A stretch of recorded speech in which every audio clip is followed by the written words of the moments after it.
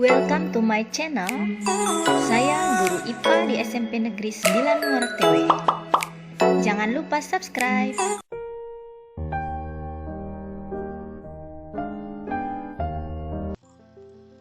Ya, baiklah Bapak Ibu, di sini Bapak Ibu yang mengikuti PPG angkatan 3 2021 secara daring. Di sini saya akan melanjutkan tutorial cara mengerjakan LK 1.1 lembar kerja belajar mandiri mapel IPA SMP.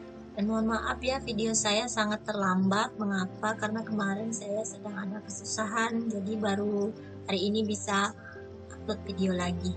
Modul 3 keanekaragaman makhluk hidup dan ekologi.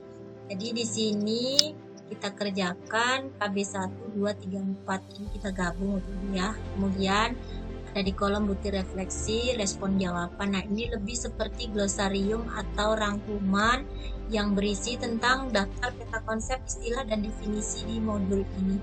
Nah, kalau saya buat seperti ini. Jadi isinya di sini sama seperti kemarin KB 1. Ini klasifikasi dan keanekaragaman tumbuhan. Nah, ini saya isi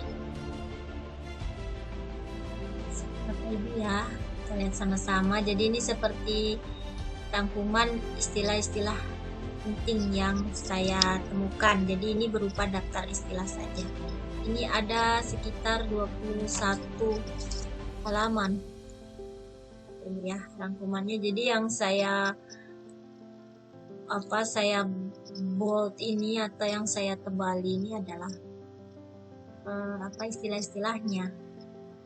Misalnya vertebrata, porifera, supon, semoprodit. Nah, istilahnya biota adalah, polip adalah. Nah, jadi adalah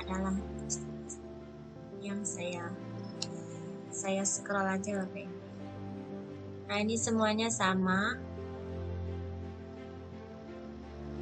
Semuanya sama.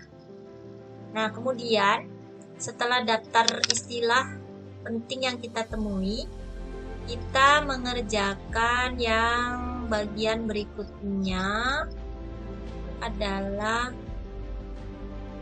daftar materi yang sulit kita pahami. Nah, di sini menurut Bapak Ibu yang di dalam modul ini yang sulit Bapak Ibu pahami, kita tuliskan di sini. Nah, di sini saya KB 1 klasifikasi dan keanekaragaman tumbuhan. Menurut saya sulit memahami penggunaan kunci dikotomi dan determinasi. Kemudian tentang pergiliran generasi ya, pergiliran generasi tumbuhan, siklus hidup lumut daun, siklus hidup angiospermae, gimnospermae, ini saya sulit memahami. Kemudian klasifikasi dan keanekaragaman hewan sama juga dalam menggunakan kunci dikotomi dan kunci determinasi saya juga masih mengalami kesulitan. Kemudian vertebrata tuh saya sulit juga memahami ini karena sering terbolak-balik, kemudian hafalannya banyak sekali kan nama-nama ilmiahnya. Kemudian ekologi biologi populasi saya sulit di pengukuran kepadatan, pola penyebaran. Nah, itu juga. Nah, untuk daftar materi yang sering mengalami miskonsepsi di sini sebenarnya tidak harus semua KB itu ditemukan. Arti dari materi yang mengalami miskonsepsi itu begini Bapak Ibu. Misalnya kita pernah membaca suatu buku atau suatu modul, misalnya begini, ternyata dikotiledon tuh artinya A gitu. Ternyata kita buka di modul ini artinya AB. Nah, berarti kan ada bedanya. Nah, itu bisa Bapak Ibu masukkan di daftar miskonsepsi. Misalnya di sini klasifikasi dan keanekaragaman hewan juga sama, kelas-kelas dalam invertebrata. Misalnya di modul atau di buku paket atau Ibu Bapak pernah baca di buku lain, isinya ternyata berbeda dengan yang Bapak Ibu baca di modul sekarang ini. Nah, itu artinya materi yang mengalami miskonsepsi. Itu adalah untuk modul 3 profesional. Sekarang kita coba yang modul 4. Ini kinematika dan dinamika gerak serta suhu dan kalor. Ini lebih ke fisika Bapak Ibu ya. Energi dan sumber energi, aplikasi energi dan gerak dalam kehidupan. Nah, ini semuanya sama semuanya. Sama. Kita buat saya scroll ya. Ini ada 17 halaman. cara pengerjaannya semuanya sama. Jadi di sini saya tidak panjang lebar menjelaskan karena ini berisi daftar istilah-istilah yang Bapak Ibu anggap penting atau konsep yang penting. Kemudian yang materi yang sulit dipahami juga sama. Di sini saya ini ya, energi dan sumber energi, cara menghitung kebutuhan gizi dan menentukan komposisi bahan makanan itu bisa sulit sampai dengan ke bawah. Kemudian miskonsepsi juga sama, sudah saya jelaskan.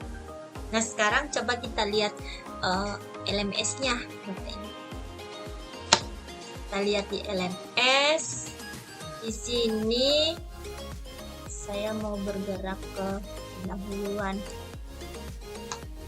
Nah, ini di pendahuluan ini ada pendalaman materi, perancangan pembelajaran, uji komprehensif dan praktek pembelajaran. Nah, di sini kita masuk di pendalaman materi. Nah, ini Bapak Ibu, nanti diupload di sini. Analisis materi ajar, ada penyusunan materi ajar, analisis materi ajar pedagogik, ada review. Nah, ini analisis materi ajar. Nah, ini tagihannya Bapak Ibu ini ya, setiap hari nih. Yang kita bahas tadi di sini modul 3 dan 4. Sekarang kita klik. Oh, di sini.